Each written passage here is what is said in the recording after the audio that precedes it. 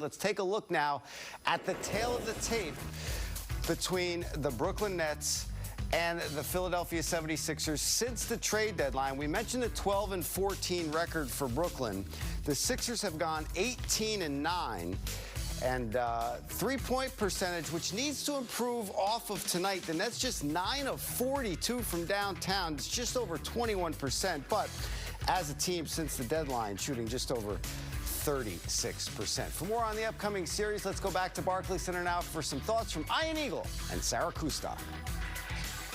Thank you, Chris. Taking a big picture view of this Nets season now that they're officially in the playoffs.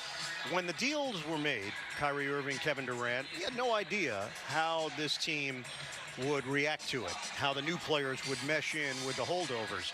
We've seen other instances where teams have not found the right chemistry and the season was disjointed. That was not the case for Brooklyn. They found some consistency, they found some chemistry, and they've played with a lot of joy.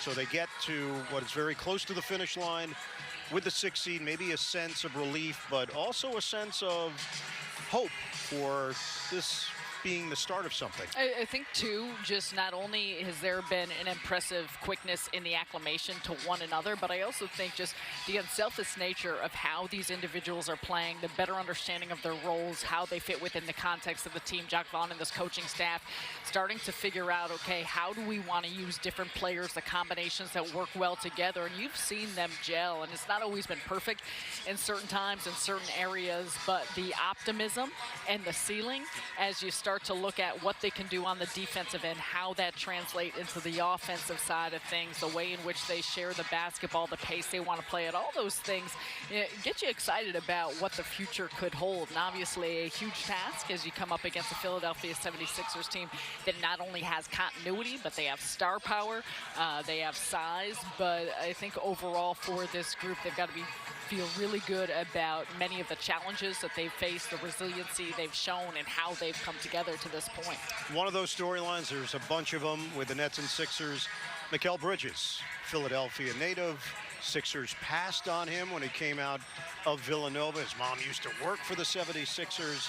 And the fact that he is now the focal point on every scouting report that a team has for the Brooklyn Nets. And that's an adjustment. Bridges has been outstanding. Came into this one averaging over 27 points per game as a member of the Nets.